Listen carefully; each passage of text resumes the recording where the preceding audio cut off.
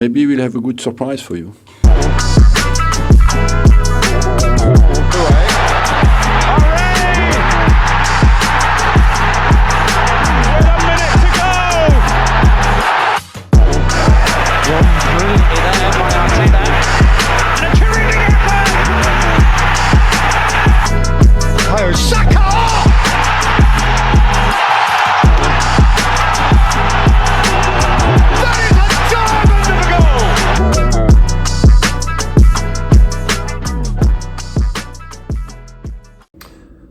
Welcome in to the inaugural This Week in Arsenal special report. In this segment, we'll look to discuss issues affecting Arsenal Football Club and its fans and identify solutions to those issues. Since this is the first installment of the series, we figured we'd start with something small. So tonight, we'll be discussing refereeing in the Premier League. Now, it's not exactly a hot take to say that you're not a fan of referees. I mean, we're talking about people who are effectively football's version of hall monitors. They're typically unremarkable folks who've essentially volunteered to keep in line people who are cooler, better looking, and more likable than they will ever be. People who will disagree with their every judgment and call them a narc or a bootlicker. Getting into refereeing for the popularity is like becoming a U.S. congressman for the physical altercations. Oh, I stand corrected. But the fact remains, referees are tasked with maintaining order, safety, and fairness in the sport. And when they fail to do that, the game suffers greatly for it. So we're going to talk about the main issues present in Premier League refereeing, and then we'll discuss what can be done to address them. These issues typically fall into one of three categories: incompetence, concerns surrounding impartiality, and lack of accountability. We'll start with the most obvious of these problems, the incompetence. But before we do, I'd like to clear up something first.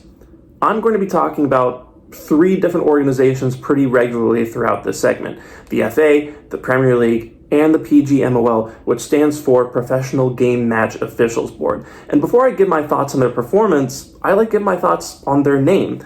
Why are the words game and match both in there? It's a bit redundant, no? It's like motion pictures being rated by something called the Professional Movie Film Critics Board. It just sounds a little silly. And also, why isn't it the PGMOB? I get that it's a good rule of thumb that you never really want an organization of referees to have the word mob in the name, but why not just put in a different word instead of pretending that the word board starts with the letter L?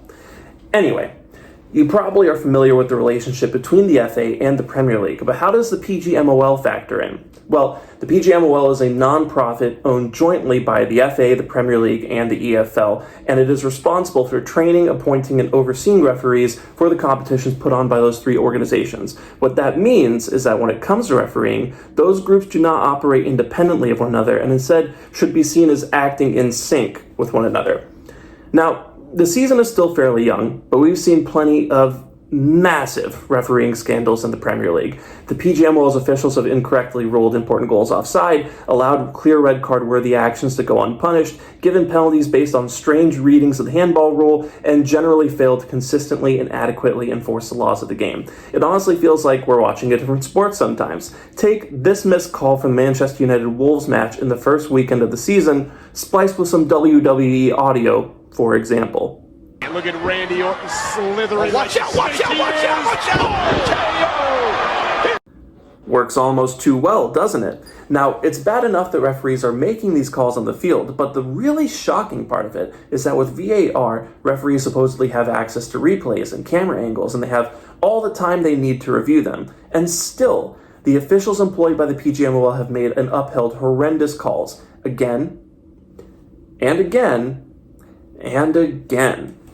And that's just some of the calls that have gone against Arsenal. Many clubs have been harmed by the ineptitude of the PGMOL at some point this season. Perhaps the most notable example of this occurred when Liverpool faced off against Spurs earlier in the year. As you probably know at this point, on September 30th, Luis Diaz of Liverpool scored in the 34th minute to put the visitors up 1-0 at Tottenham. However, that goal was ruled offside, and shortly thereafter, Heung-min Son scored to give Spurs the lead. But this is big 2023, and the world was following along on social media only to realize that VAR had incorrectly upheld the offside call. Outrage ensued, and the PGMOL responded by putting out a statement during the match in which they acknowledged that a significant human error had occurred in that VAR review, and that they would immediately contact Liverpool after the game ended to acknowledge the error. A few days later, they put out the VAR audio from that incident, and it is a doozy. The 2D line on the boot. And stop. Check complete. Check complete. It's fine. Perfect. Yeah. Off. Thank you, mate. Wait. The on-field decision was offside. Are you happy with this? Yeah. Are you happy with this? Offside On-field decision, goal. Yeah. That's what it does. What? On-field decision was offside. Are you happy with this image? Yeah, it's onside. The image we gave you is onside. Left back. He's gone offside. Delay. Ollie's saying to delay. Ollie's saying to delay. Red throw. Pardon? Ollie's calling in to say delay the game. To complete the decision is offside. Can't do anything. Ollie's saying to delay. Ollie? Yeah. Delay the game. Stop the game. They've restarted the Nothing game. from on the field. Can't do Yeah, anything. they've restarted. Yeah. Can't do anything. No. I can't do anything. I can't do anything. Everything about that is mwah.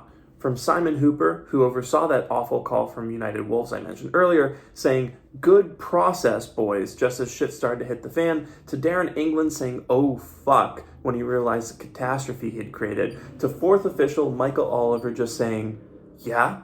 after VAR tried to check with him about delaying the game. The whole thing is truly a masterclass in dereliction of duty. And here's the thing. England says repeatedly that he can't stop the game to tell Hooper that he was supposed to reverse the call. But the rule he's referring to there only really applies to stopping the game to review a goal or incident. They've already done that here, so there's just been a miscommunication as to what VAR's recommendation was. So there really is no rule saying they can't stop the game in this instance, but England, in such a classically English manner, decided against making too big of a fuss, and unfortunately, the current rules understandably don't contemplate officials being incompetent enough to land themselves in this kind of a predicament. And also, what was that communication? It sounds less like they're deciding the fate of a football match in the most lucrative league in the world, and more like they're drunkenly hanging a tool rack in someone's garage at 1 o'clock in the morning. Are you happy with this angle? And stop. Check complete. That's fine, perfect. Good process, boys. Are you happy with this image? Nah, that's wrong, Daz. Oh, fuck. Ollie, you said you need to delay. Ollie? What?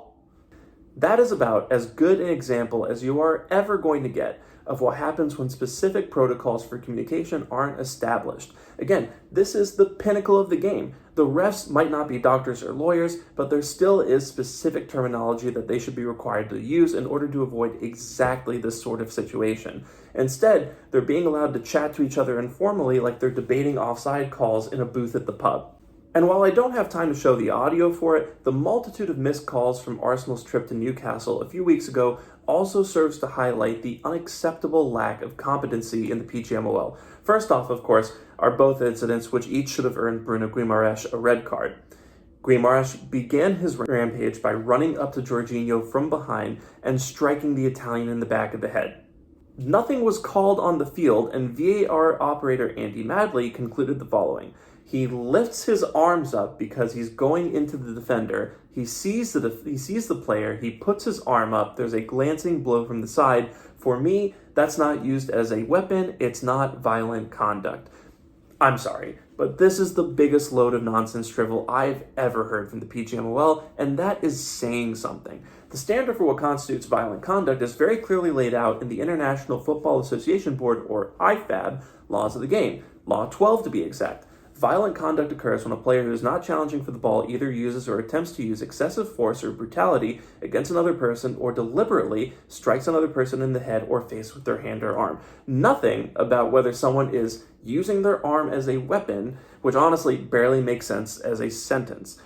The ball's gone by the time Guimaraes gets there, and he drives his elbow into the base of Jorginho's skull like he's fucking Jason Statham taking out the bad guy's henchman. That incident on its own should be a straight red card and more than a 3-match ban. I mean, they're banning rugby players for the exact same move. But then, Guimaraes assaults Jorginho again later in the match. In the 60th minute, he sprints at full speed toward the Arsenal man, shoving him over when the ball is in a different postal code, before quickly telling him to get up in the most dickish way possible. In this case, the other half of Law 12 applies. Guimaraes is not challenging for the ball and clearly uses excessive force on the same player for the second time that match. but again, he evaded the red card. And then, of course, we come to the goal. Look, I'm willing to concede that there was no conclusive angle of the ball being out of play and that Anthony Gordon was probably onside, although I should point out it is highly concerning that the richest league in the world can't produce the proper camera angles for officials to review those incidents. But in what world is Joelinton's shove on Gabriel legal? The photo of him pushing the Arsenal defender out of the way looks like the single cover art for Move Bitch by Ludacris. Both arms are fully extended, pushing against the back of Gabriel's head. I mean, what is it with Newcastle players and hitting opponents in the back of the head? What's most infuriating here isn't the no call or the lazy attempts to hand wave it away. It's the inexcusable lack of consistency. If they want to say the shove on Gabriel is legal, then that's the PGMOL's prerogative. But to call Bukayo Saka for a slight nudge on a defender the next game week shows that they either don't understand they're being dangerously inconsistent or they just don't care. And either of those outcomes is, how can I describe it? Mikkel, can you help me out here? It's embarrassing. It's a disgrace. That's what it is, a disgrace. Thanks, Gaffer. Now on to the second issue with PGMOL officials, concerns surrounding their impartiality. For the purposes of this section, I do have to stress I'm not trying to assert that there is some conspiracy going on or that a cabal, including match officials, control the game we know and love. Maybe that's true. Maybe it isn't. I don't have the evidence to back that up at this point in time. What I'm specifically talking about here is the appearance of impartiality, which in these contexts can be even more important than impartiality itself. And these days, the PGMOL do a pretty poor job of maintaining such an appearance. By now, you've probably seen this map of Premier League referees' birthplaces.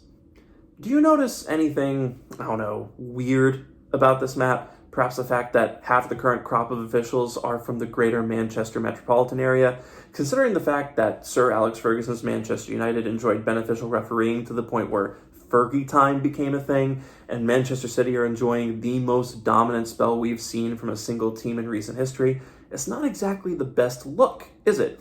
And on top of that, why are there no referees from Southeast England? Are there no refereeing organizations there? Is it illegal to hire referees from that area? It is absolutely insane to see that there are no officials who were even at least born in London. How is it that there are more PGMOL officials from goddamn Australia than there are from the English capital? Meanwhile, the Premier League currently contains 7 clubs based in London, and Luton Town isn't too far away from there either. Now, to answer the most pressing question here, none of the current referees are known to be United or City fans. The Athletic reported earlier in the season that Michael Oliver, who is a Newcastle fan, isn't allowed to handle matches involving that club. I'd imagine the same goes for at least several other PGMOL officials. According to Goal.com, Stuart Atwell is a Luton fan, and Craig Pawson is a fan of Sheffield United. Martin Atkinson's favorite team is Leeds United, while Kevin Friend supposedly considers himself a Leicester supporter. The rest appear not to support teams that currently or recently have been part of the league.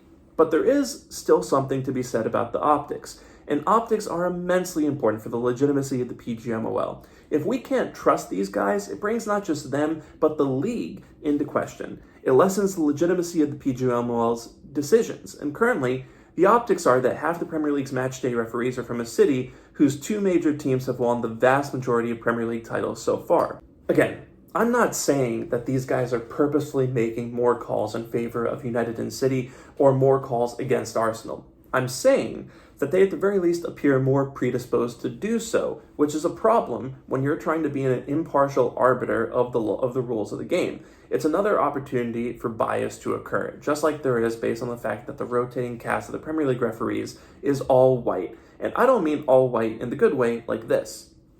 That team would win a double and you know it. The fact is, the PGMOL is not representative of the fans in the stands, and that is always a breeding ground for distrust. As you might suspect, so many similar shared backgrounds seems to have bred some undue influence within the refereeing body itself.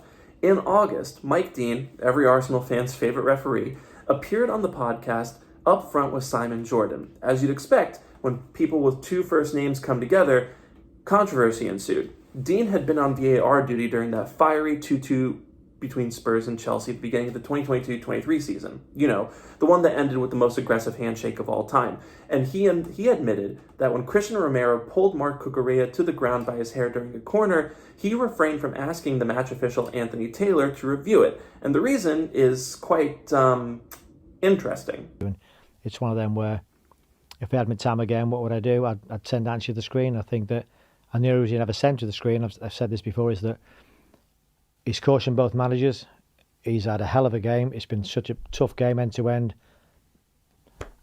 And I said to Andy afterwards, I just didn't want to send you to the screen after what's gone on in the game. And Andy said it doesn't matter what goes on in the game, you know. And it's easy now. And again, I didn't want to send him up because he's a mate as well as a referee. And I think I didn't want to send him up because he didn't want any more because what he already had. Look, I think it's sweet that you want to spare your mate as much headache as you can. I really do. But I'm sorry, that is completely unprofessional. At the end of the day, it's your responsibility to send the on-field official to the monitor if need be. It doesn't matter how crazy the match has been or how mean people are going to be if they don't like the call. It's your job.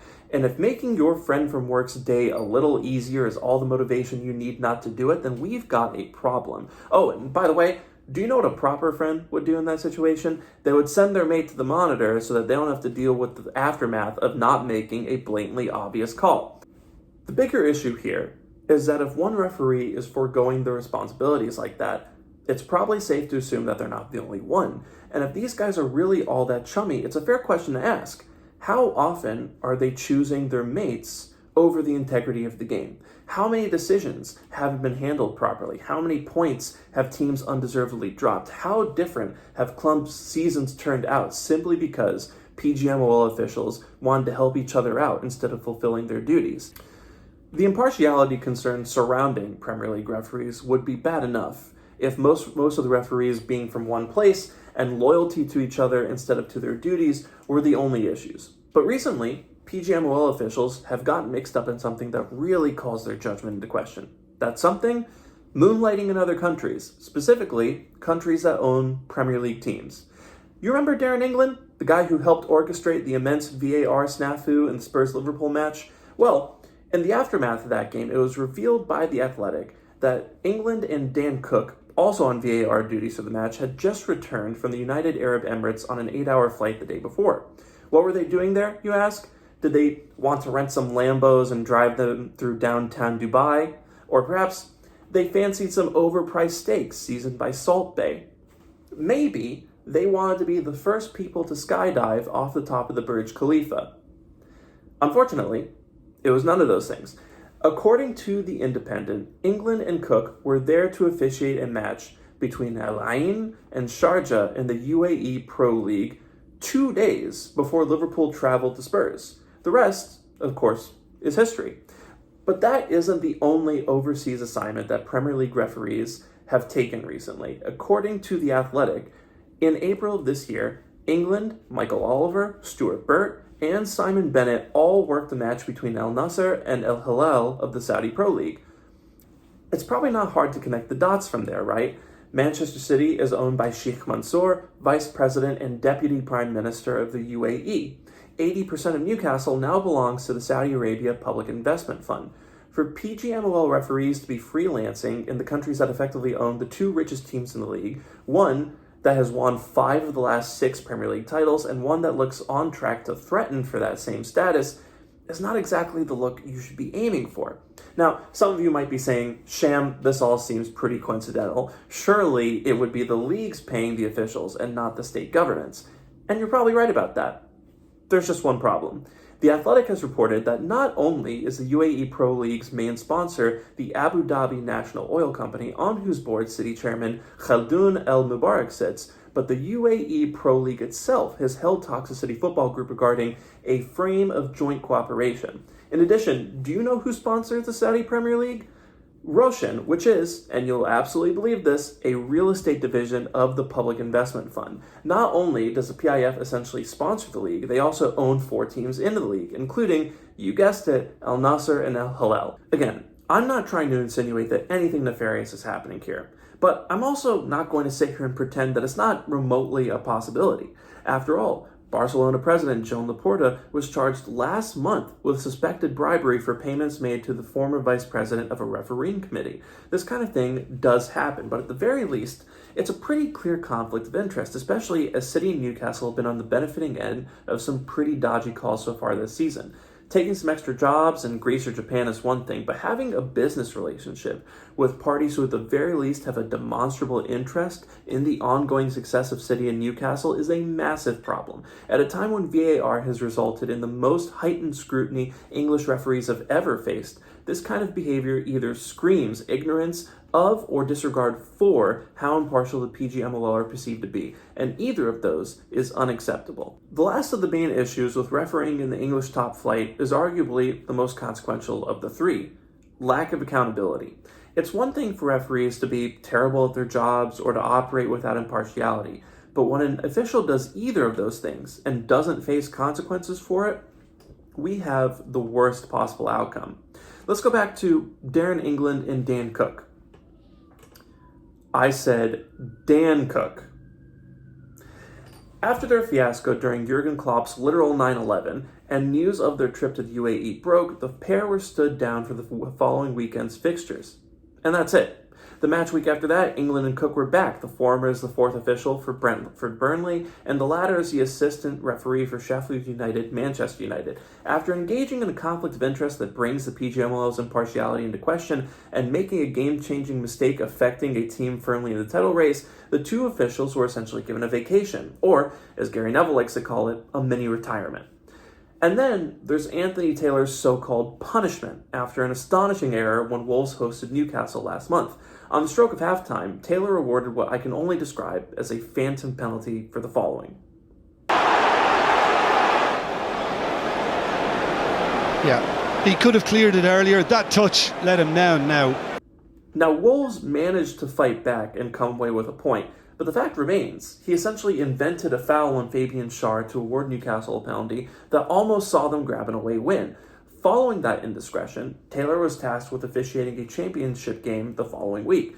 After getting through that match, he was allowed to return to normal duties. Sounds pretty reasonable, right? There's just one problem. Taylor did this when he officiated that championship game between Preston North End and Coventry City. Wide. Oh, it's a penalty! Well, I'm not sure Osmarich can believe that. But Vatsian certainly can't. He's in the book. How much contact was there here? Very, very little. That's right, another phantom penalty. And unfortunately, Preston, whom the penalty was awarded to, ended up winning that match 3-2. So that's a second weekend in a row in which Taylor's incompetence became the main character of a match. But that didn't matter for the PGMOL, who put Taylor in charge of Chelsea City the following weekend. Now, according to Dale Johnson of ESPN, Taylor's assignment in the championship was pre-planned, and talk of him being demoted is false. In any case, I'm surprised the PGMOL's policy isn't that if you can't handle a championship match without cocking up a straightforward non-penalty, you shouldn't be in charge of a clash between two of the biggest clubs in the Premier League. If anything, their policy toward dealing with inadequate refereeing is more like this. If you can't do the time, don't do the crime. Okay, time's up. And if you're not aware, yes, Taylor had more errors in Chelsea City, including awarding perhaps one of the softest penalties of the season for a slight touch on Erling Haaland's back by Marc Cucurella. Just as he had in several outings beforehand, the referee did not cover himself in glory, and he's considered one of the better referees in the Premier League.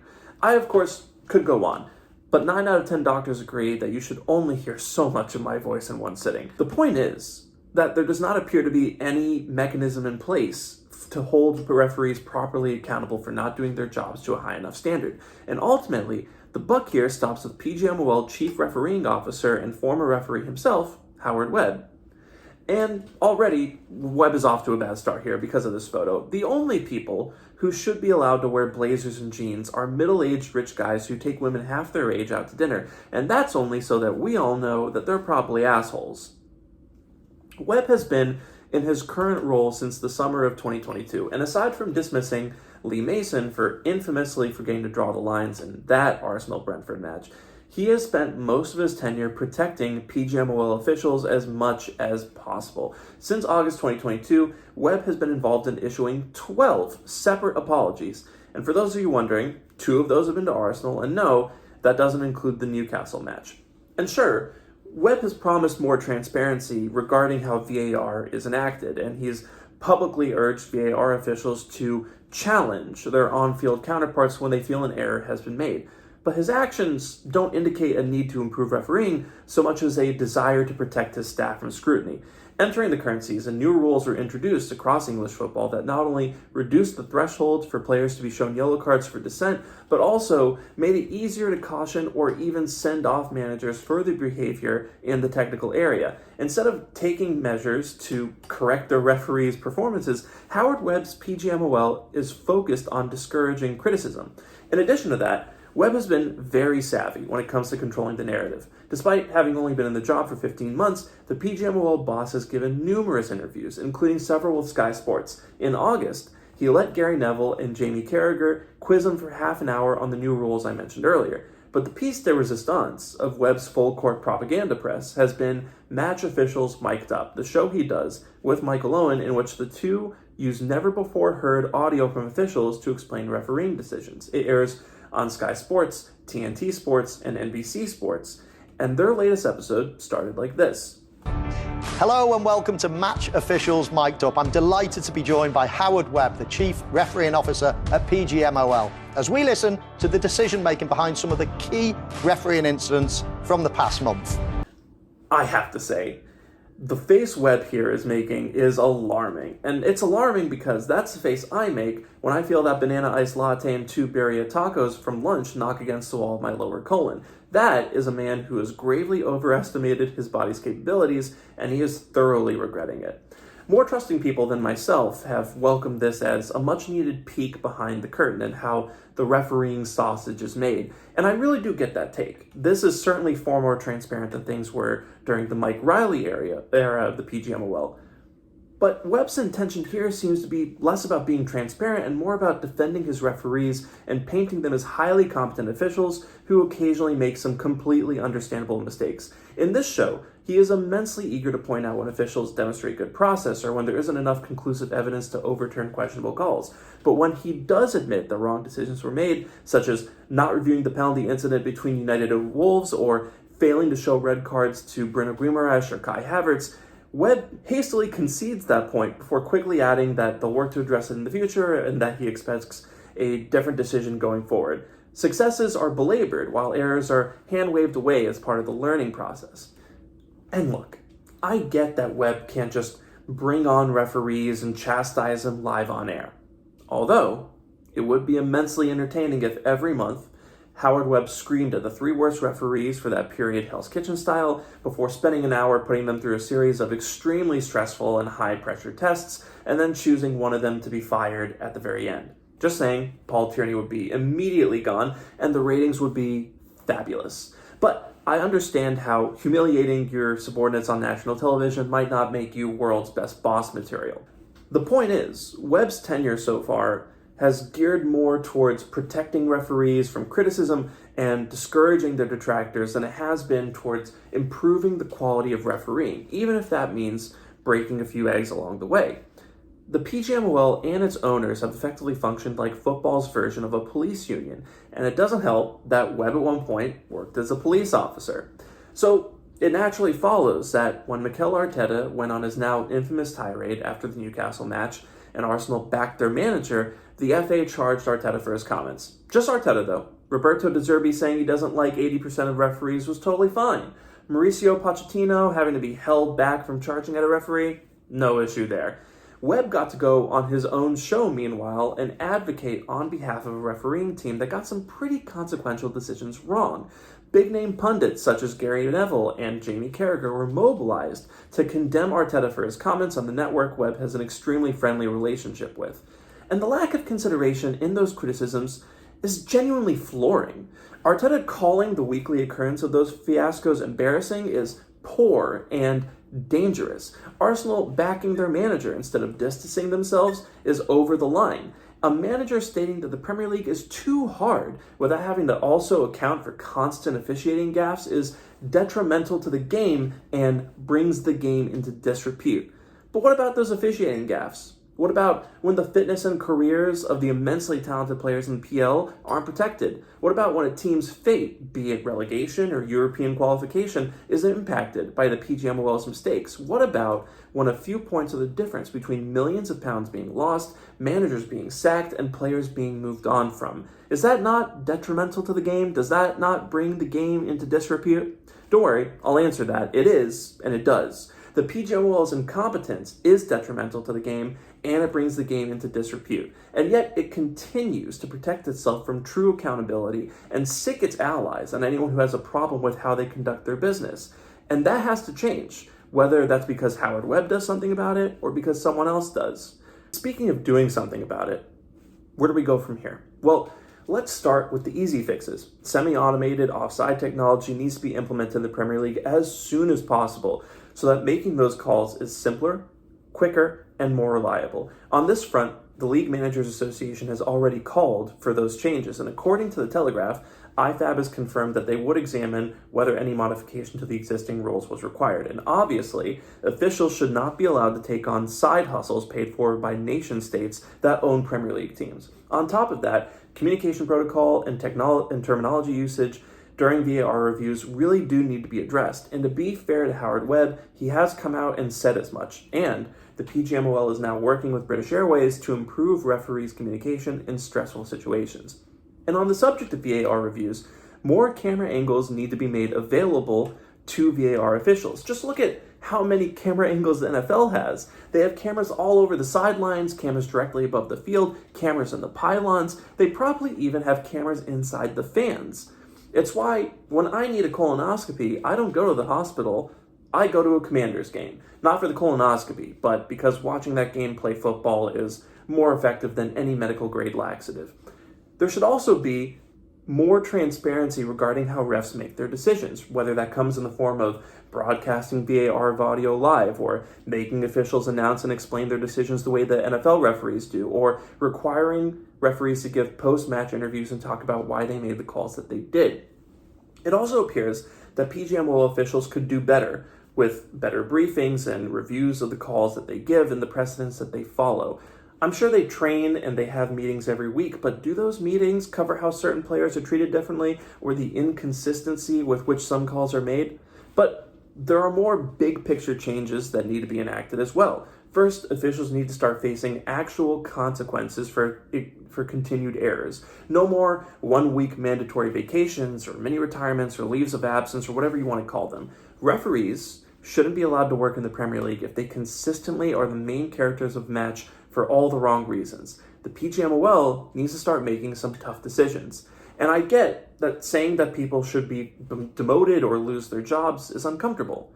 I understand that some who watch this might think I'm being cold or insensitive. And look, to invoke the Premier League's newest teacher's pet, it's a hard job, mate.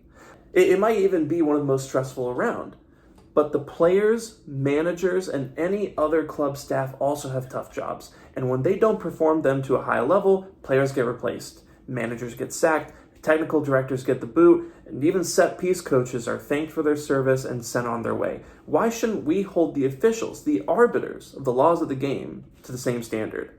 Now, some of you might respond and say, okay, if we start firing referees, how will we replace them?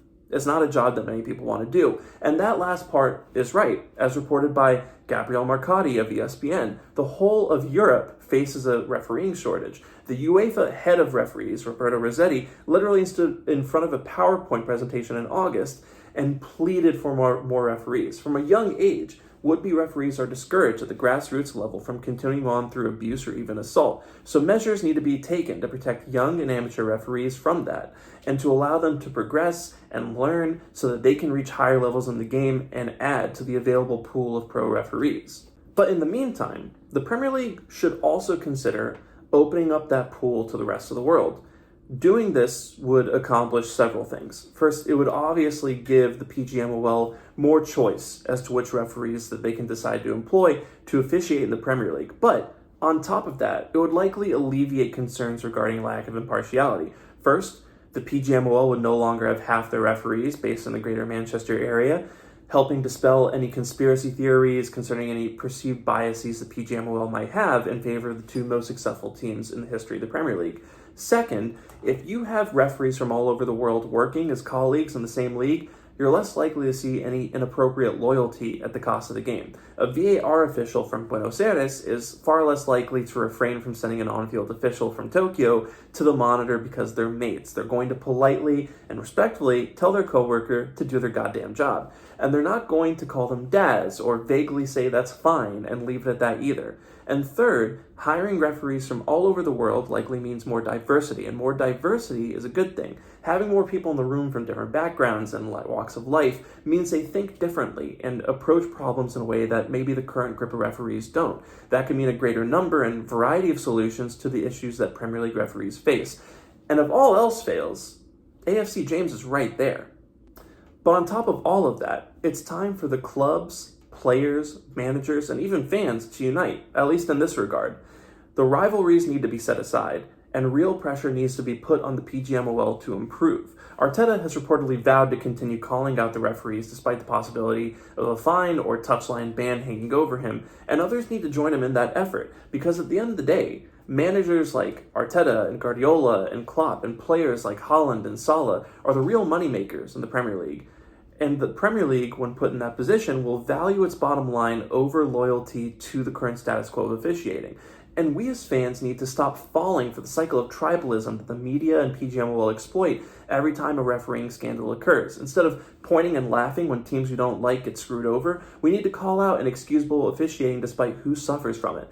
I want Spurs and United and Chelsea to lose because they're bad, not because an obviously onside goal gets called off. Because if it can happen to them, it can certainly happen to us. It's a tall order, but if we can stay vigilant about calling out bad refereeing, then maybe, just maybe, we can put enough pressure on the appropriate parties for real change to occur. And the funny thing is, this is far from an exhaustive list of fixes. There are myriad ways that the PGMOL, the FA, and the Premier League can go about addressing its refereeing crisis. And look, officiating will never be perfect, and it shouldn't be expected to be perfect.